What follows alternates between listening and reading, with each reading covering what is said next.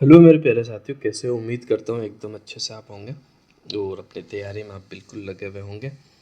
तो आप कोई से भी एग्ज़ाम्स की अगर तैयारी कर रहे हो जिसमें राजस्थान जी का आपका पूछा जाता है तो बिल्कुल ये क्लास आप देख सकते हो।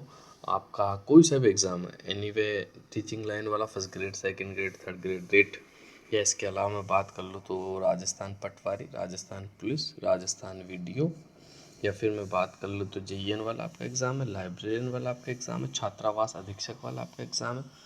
और इसके अलावा मैं बात कर लूँ तो राजस्थान में जो भी एग्ज़ाम्स होते हैं जैसे सीईटी वाला 10+2, सीईटी ग्रेजुएशन, आप बिल्कुल इस वीडियो को देखकर अपनी तैयारी को मजबूत कर सकते हो।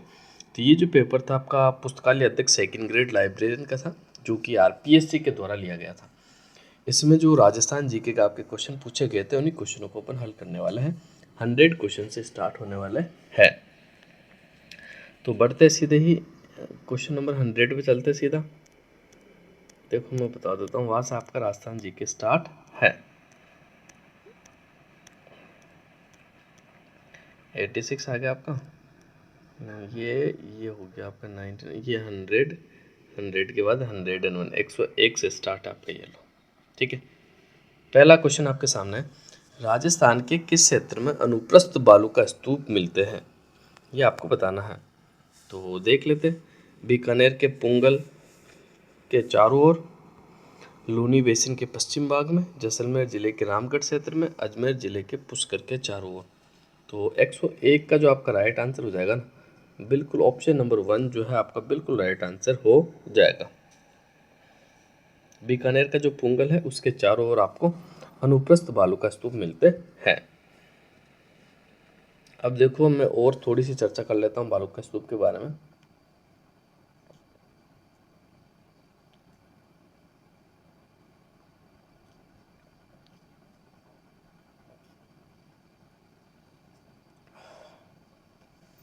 हाँ, तो ये जो आपका अनुप्रस्थ बालू का स्तूप है ना, ये बालू का स्तूप जो बनता है ये वायु की दिशा के समकोण पे बनता है। ठीक है, कैसे? देखो ये आपके वायु है, यह हवा बह रही है, मान लो ये हवा आपकी बह रही है, ये यहाँ पर बनता है इस आकृति में, यानी समकोण आकृति में बनता है। क्लियर है? दूसरा, ये जो आपका अनुप्रस्थ बालू का स्तूप है ये आपके रावतसर, सूरतगढ़, ठीक है, चूरू, झुंझुनू आदि क्षेत्रों में भी पाया जाता है। इसके अलावा देखो मैं इंपॉर्टेंट फैक्ट बताता हूँ आपको, जो कि आपको याद रखना है। देखो राजस्थान का जो जोधपुर जिला है ना आपका, कौन सा जिला? जोधपुर, सूर्य नगरी। ये जोधपुर जो जिला है ना, ये एकमात्र ऐसा जिला है जहाँ सभी प्रकार के बालू के स्तूप आपको देखने को मिल जाएंगे। ठीक है, यानी बालू के स्तूप के जितने भी टाइप्स हैं वो सारे देखने को आपको मिलेंगे। ठीक है, इसके अलावा मैं बात कर लेता हूँ, राजस्थान में सबसे गतिशील और सबसे खतरनाक जो बालू का स्तूप है वो कौन सा है? तो वो आपका है बरखान। कौन सा है? बरखान बालू का स्तूप। ठीक है, बरखान बालू का स्तूप की थोड़ी सी मैं चर्चा कर लेता हूँ। ये बालू का स्तूप गतिशील होता है। ठीक है, बिल्कुल आपको याद रखना। और ये बालू का स्तूप जो है सबसे ज़्यादा तो भालेरी चूरू और जैसलमेर, सूरतगढ़ गंगानगर और करणी माता मंदिर बीकानेर और ओसिया के क्षेत्र में पाया जाता है। ठीक है, बिल्कुल आपको याद रखना, एग्जाम में पूछा गया सवाल है। अब बढ़ते हैं अगले क्वेश्चन की तरफ। अगला क्वेश्चन देख लेते हैं, कौन सा सुमेलित नहीं है? एक तरफ नदी है, एक तरफ सहायक नदी है। बनास कोठारी, माही शागी, चंबल पार्वती, लूनी सूकड़ी। तो देखो ऑप्शन नंबर 2 जो है ना आपका, ये बिल्कुल सुमेलित नहीं। माही नदी की सहायक नदी नहीं है सागी। सागी तो लूनी नदी की सहायक नदी है। ठीक है, तो ऑप्शन नंबर 2 जो है ना आपका बिल्कुल राइट आंसर हो जाएगा। अगला क्वेश्चन आपके सामने 103वां क्वेश्चन है, देख लेते हैं इसका जो सही आंसर होने वाला कौन सा आपका होगा।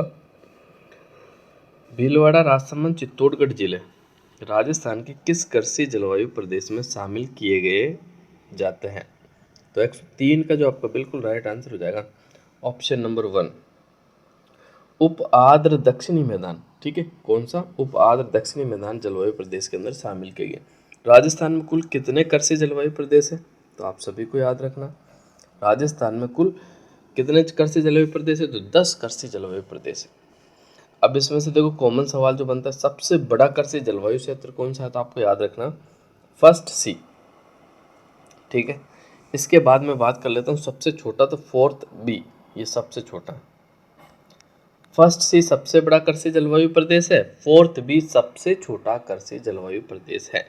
बार बार एग्जाम से पूछा जाता है, याद आपको रखना है। सॉरी।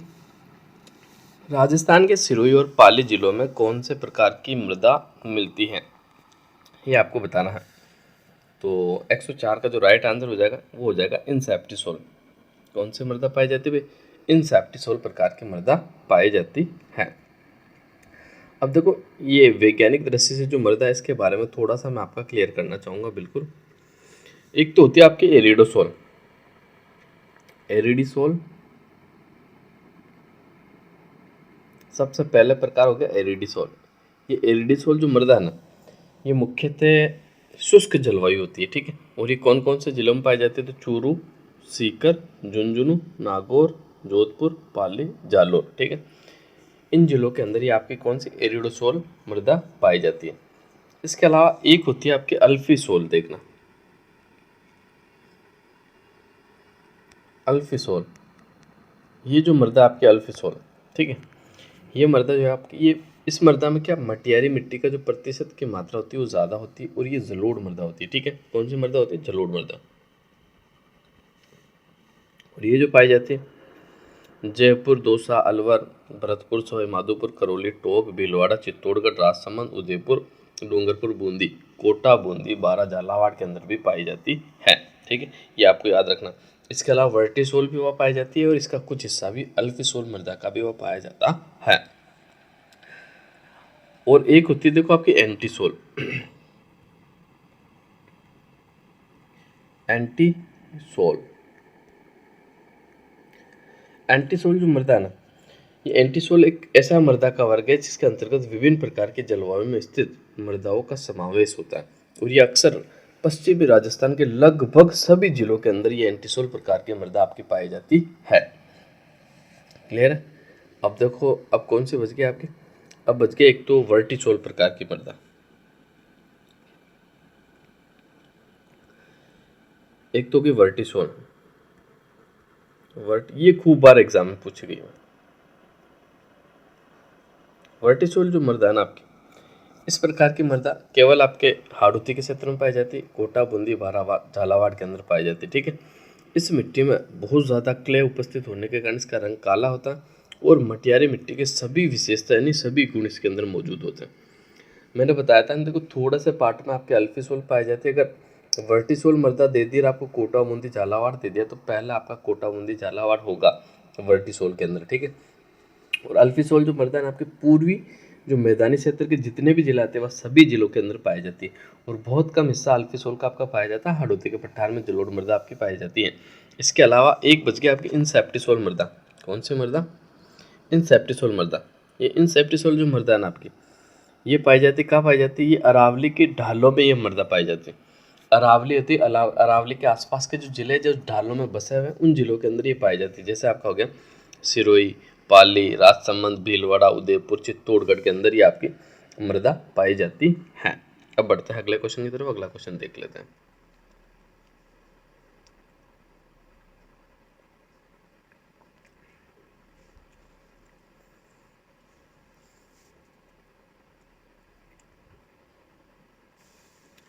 भारतीय वन रिपोर्ट 2017 के अनुसार राजस्थान में अधिकतम वन क्षेत्र किस श्रेणी के अंतर्गत आता है? आरक्षित, संरक्षित, अवर्गीकृत और खुला। तो संरक्षित आपका बिल्कुल राइट आंसर हो जाएगा। ऑप्शन नंबर बी जो है आपका बिल्कुल राइट आंसर हो जाएगा। अब ये तो रिपोर्ट है 2017 की। मैं नवीनतम रिपोर्ट की बात कर लूँ तो नवीनतम जो संस्करण है 2021 के अंदर आया था, ठीक है। और कौन सी भी रिपोर्ट थी? तो वो 17वीं रिपोर्ट थी, आपको याद रखना, ठीक है। इसके अनुसार मैं बात कर लूँ तो देखो, राजस्थान में कुल भौगोलिक क्षेत्र का अभिलेखित वन प्रतिशत के अनुसार बात करूँ तो 9.60 है, 9.60%। जबकि क्षेत्रफल की दृष्टि से बात कर लूँ तो 32,863 वर्ग किलोमीटर के अंदर फैला हुआ। क्लियर है? ठीक है। अब देखो, मैं और इम्पोर्टेंट फैक्ट आपको बता देता हूँ जो कि आपको याद भी रखना है।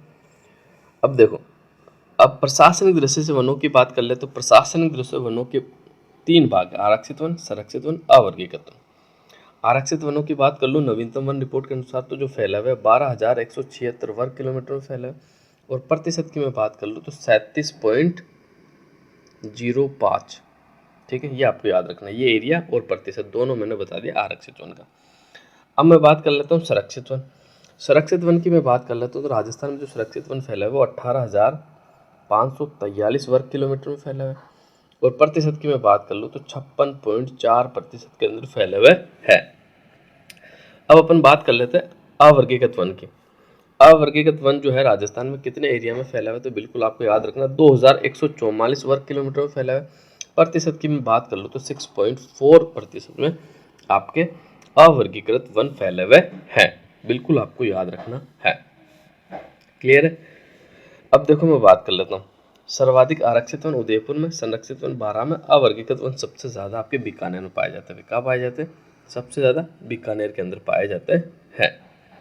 अब देखो मैं आपको इम्पोर्टेंट फैक्ट और बताता हूँ। अगर आपसे पूछ लिया जाए कि राजस्थान में अत्यधिक सघन वन कुल कितने एरिया में पाए जाते हैं, तो आपका आंसर होगा 78.15 वर्ग किलोमीटर के अंदर सघन वन पाए जाते हैं। और प्रतिशत की बात कर लेना 0.02। ठीक है, 0.02% एरिया के अंदर आपके सघन वन पाए जाते हैं। अत्यधिक सघन वन की बात कर रहा हूँ। और मध्यम सघन वन जो है राजस्थान में, प्रतिशत के मामले में 1.28% में आपके मध्यम सघन वन पाए जाते हैं, जबकि खुले वन की बात कर लो तो 3.57 यानी 3.57% पर आपके खुले वन पाए जाते हैं। अगर आपसे झाड़ी पूछ ली जाओ तो राजस्थान में 1.41% पर राजस्थान में आपको झाड़ी वन उपलब्ध है। अब बढ़ते हैं अगले क्वेश्चन की तरफ। अगला क्वेश्चन देख लेते हैं आपके सामने। 2011 की जनगणना के अनुसार राजस्थान में सर्वाधिक ग्रामीण लिंगानुपात वाला जिला है, कौन सा है? तो ये आपको बताना है, तो देख लेते हैं अपन कौन सा है। तो देखो, उदयपुर, सीकर, अलवर, पाली, तो ये राइट आंसर हो जाएगा आपका पाली। ऑप्शन नंबर 4 जो है बिल्कुल राइट आंसर हो जाएगा। और पाली का जो लिंगानुपात है वो 1003 है। भाई कितना? अभी 1-2 दिन पहले मैंने 1004 बताया था, वो गलती से मैंने 1004 बताया, आप उसको सही कर लेना, 1003 है। ठीक है, बिल्कुल इसका जो राइट आंसर हो जाएगा। अब देखो अगर मैं उसकी बात कर लेता हूँ आपके लिंगानुपात की, तो देखो पूरा लिंगानुपात खत्म करने वाला हूँ, ध्यान से सुनना मेरी बातों को। पूरे राजस्थान का ऑल ओवर लिंगानुपात कितना? 928, बिल्कुल आपको याद रखना। ठीक है, अब मैं बात कर लेता हूँ कि शहरी लिंगानुपात ऑल ओवर राजस्थान का कितना? 914। और ऑल ओवर पूरे राजस्थान का ग्रामीण लिंगानुपात कितना? 933। तीन चीज़ें मैंने आपसे शेयर की है जो कि एग्ज़ाम ओरिएंटेड है, एग्ज़ाम में बनने के पूरे चांसेस है, और एग्ज़ाम कोई ना कोई एग्ज़ाम में आपको देखने को पक्का मिलेगा। तो पूरे राजस्थान का लिंगानुपात यानी प्रति 1000 महिलाओं पर पुरुषों की संख्या, प्रति 1000 पुरुषों पर महिलाओं की जो संख्या वो 928, और शहरी लिंगानुपात जो हो जाएगा 914, ग्रामीण लिंगानुपात 933। क्लियर है। अब अगर मामला आपका हो जाएगा कि भाई सर्वाधिक लिंगानुपात वाला जिला राजस्थान में कौन सा है, तो आपको याद रखना डूंगरपुर है। भाई कौन सा है? डूंगरपुर, 994। प्रति 1000 पुरुषों पर कितनी महिलाएं उपलब्ध है? 994 महिलाएं। सबसे ज्यादा लिंगानुपात है आपका डूंगरपुर का।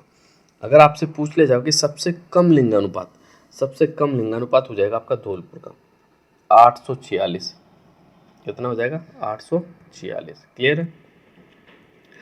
अब देखो मैं बात कर लेता हूँ राजस्थान के 4 जो ऐसे जिले जो सर्वाधिक लिंगानुपात है, तो कभी अगर आपको पूछ ले जाए आरोही क्रम या अवरोही क्रम में सेट करना, तो आपको याद होना चाहिए। ठीक है, तो सबसे पहले तो जाएगा आपका डूंगरपुर, मैंने चर्चा कर ही ली, 994। उसके बाद आ जाता है आपका राजसमंद, राजसमंद का हो जाएगा 990। ठीक है, फिर आ जाएगा आपका पाली, पाली का हो जाएगा 987। और फिर हो जाएगा आपका प्रतापगढ़, प्रतापगढ़ का है 983। ठीक है, याद रखना सबसे ज़्यादा डूंगरपुर 994, उसके बाद राजसमंद 4 कम कर दो 990, फिर आपका पाली 3 कम कर दो 987, और फिर आपका प्रतापगढ़ 4 कम कर दो 983। ठीक है, अब मैं आपको बता देता हूँ न्यूनतम लिंगानुपात वाले 4 जिला। सबसे पहले मैंने बात करी धौलपुर की, 846। ठीक है, उसके बाद में बात करी जैसलमेर, जैसलमेर का कितना 852, ठीक है। फिर मैंने बात करी थी करौली का 861, और फिर मैंने बात करी भरतपुर का जो है आपका 880, ठीक है। ये 4 जिले हैं जो न्यूनतम लिंगानुपात वाले राजस्थान के अंदर है। धौलपुर का 846, जैसलमेर का 852, करौली का 861 और भरतपुर का 880 है, ठीक है। तो ये आपको याद रखना।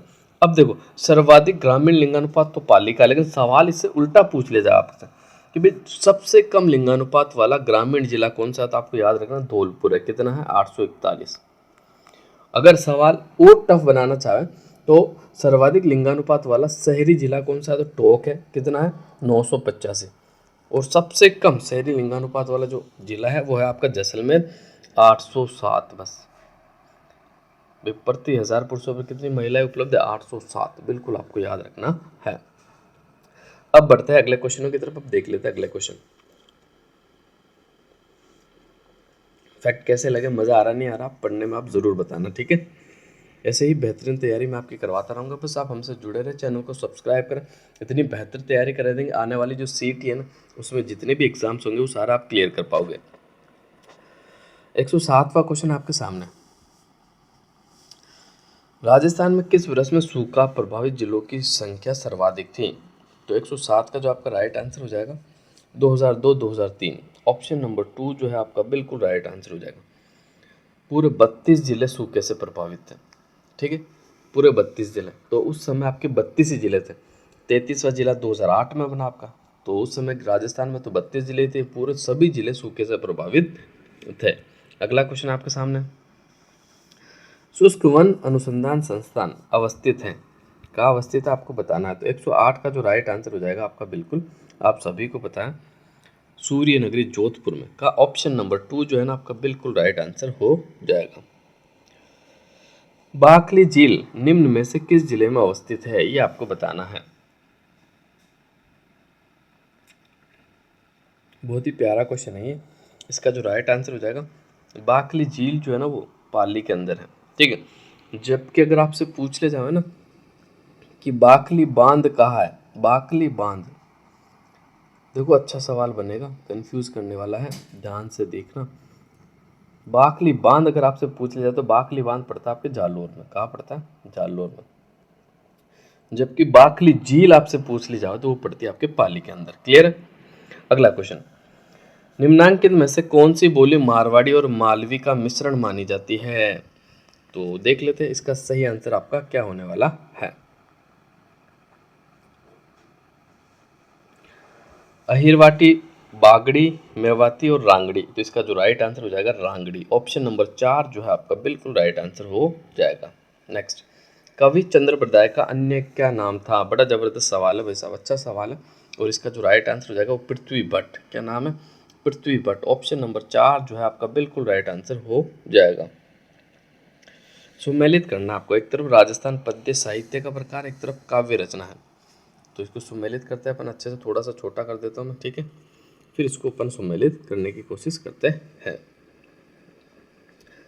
देखो, नृत्य संगीत मूलक काव्य, ये जो हो जाएगा आपका, ये हो जाएगा चरचरी, ठीक है। चरित्र मूलक काव्य, ये हो जाएगा आपका हरिपिंगल। मंगल मूलक काव्य, मंगल मूलक काव्य, ये हो जाएगा धवल। प्रेम मूलक काव्य, प्रेम मूलक काव्य में तो बिसल देवरास हो जाएगा। तो इसका जो राइट आंसर हो जाएगा 3, 1, 4, 2। अब ऑप्शन में देख लो आप, 3, 1, 4, 2, 3, 1, 4, 2। ऑप्शन नंबर 1 जो है आपका बिल्कुल राइट आंसर हो जाएगा। अगला क्वेश्चन आपके सामने, ठीक है। इसमें भी कूट वाला है आपका, एक तरफ संस्था है, एक तरफ केंद्र आपको दिए हुए। तो देख लेते इसका जो सही आंसर होने वाला है वो कौन सा होने वाला है।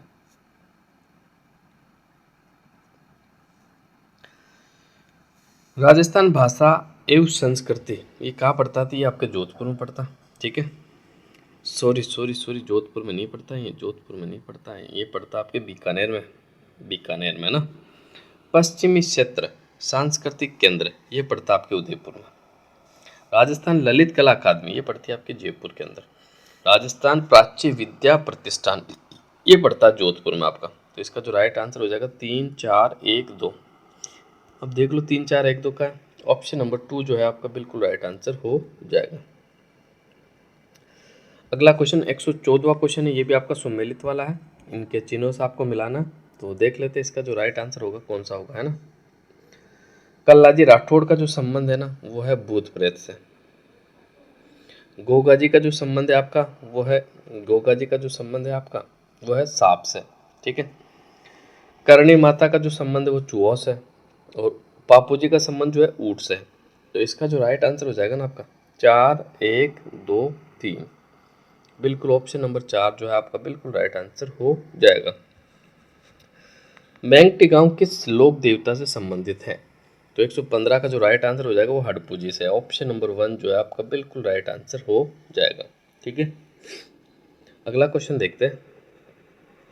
राय नृत्य संबंधित है जसनाती, भील, गुज्जर और माली। 116 का जो राइट आंसर हो जाएगा आपका वो भीलों से संबंधित है। ऑप्शन नंबर 2 जो है ना आपका बिल्कुल राइट आंसर हो जाएगा। क्लियर है।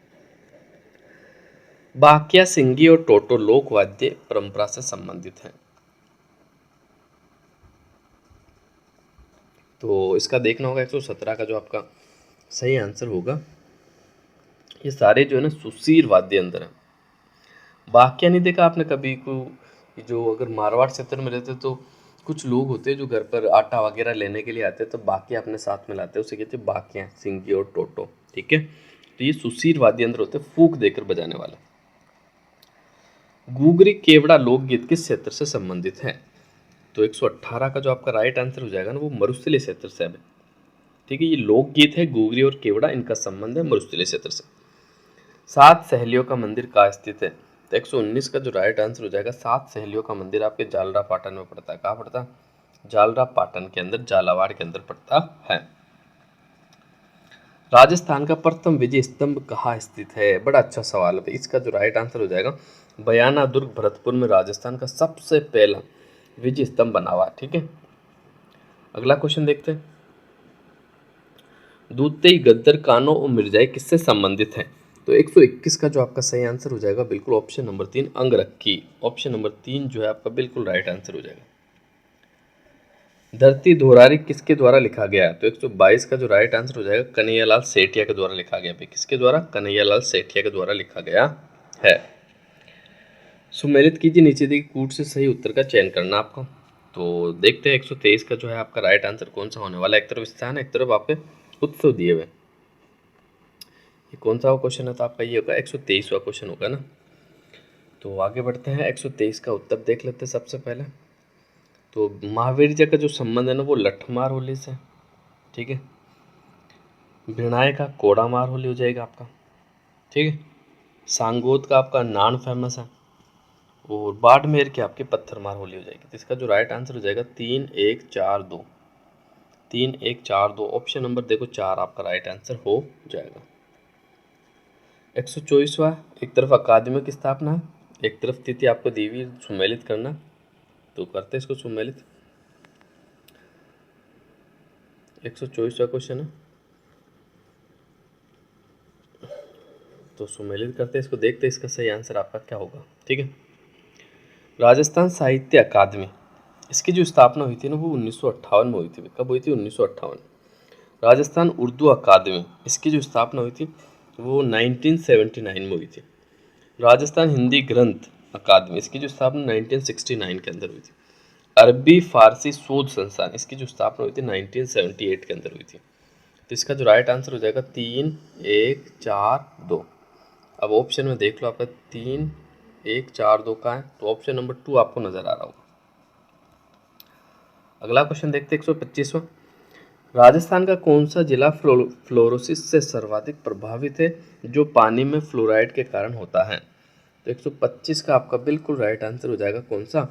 नागौर। Option number A. देखो राजस्थान में फ्लोरोसिस जो पट्टी है, बांका पट्टी, होल्च बेल्ट, ठीक है। कुबड़ पट्टी जो है अजमेर से नागौर के मध्य फैली हुई, और ये पट्टी, इसकी पट्टी के आसपास जो फ्लोरोसिस की मात्रा वो सर्वाधिक पाई जाती है। तो इसका जो राइट आंसर हो जाएगा आपका ऑप्शन नंबर 1 बिल्कुल राइट आंसर हो जाएगा। सालर वन पाए जाते, कहाँ पाया जाता है आपको देखना। तो सालर वन देखो बिल्कुल याद रखना, कई बार पूछा गया। अलवर, उदयपुर, सिरोही, अजमेर जिलों में आपके सालर वन वितरित है, यानी पाए जाते हैं।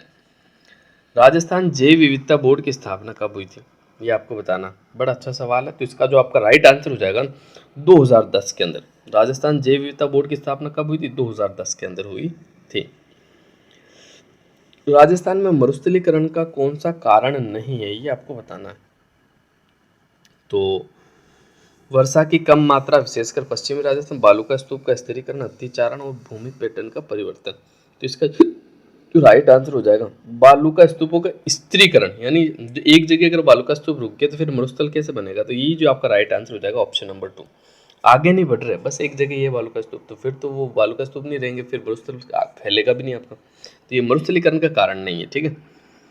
लूणी जवाई बेसिन को इस नाम से भी जाना जाता है। तो 129 का जो राइट आंसर हो जाएगा आपका गोडवाड़ प्रदेश के नाम से जाना जाता है। किस नाम से? गोडवाड़ प्रदेश के नाम से जाना जाता है। आगे बढ़ते अगला क्वेश्चन देखते हैं। अरावली के निम्नलिखित शिखरों को उनकी ऊंचाई के अनुसार सही अवरोही क्रम है। तो 130 का जो राइट आंसर हो जाएगा ना, वो जाएगा आपका ऑप्शन नंबर 3। सबसे पहले शेर 1597, फिर अचलगढ़ 1380, फिर रघुनाथगढ़ 1055, फिर आपका तारागढ़ 870। क्लियर? तो ये आपका अवरोही क्रम हो गया ना। तो ऑप्शन नंबर 3 जो है ना आपका बिल्कुल राइट आंसर हो जाएगा। तो आज के लिए बस इतना ही। ये तो 30 सवाल आपसे पूछे गए थे राजस्थान जीके के, तो आपने हल कर लिए। इसके अलावा मैं बताया ना, कोई से भी एग्जाम्स की अगर आप तैयारी कर रहे हो, बेहतर तैयारी करना चाहते हो, तो हमसे जुड़े रहिए। रोज़ आपको बेहतरीन वीडियो उपलब्ध करवाऊंगा मैं, वो इतनी अच्छी तैयारी करवा दूंगा कि आपके कोई से भी एग्जाम्स हो जिससे आप अच्छे से क्लियर कर सको। तो आज के लिए बस इतनी। तो आप सभी साथियों को दिल से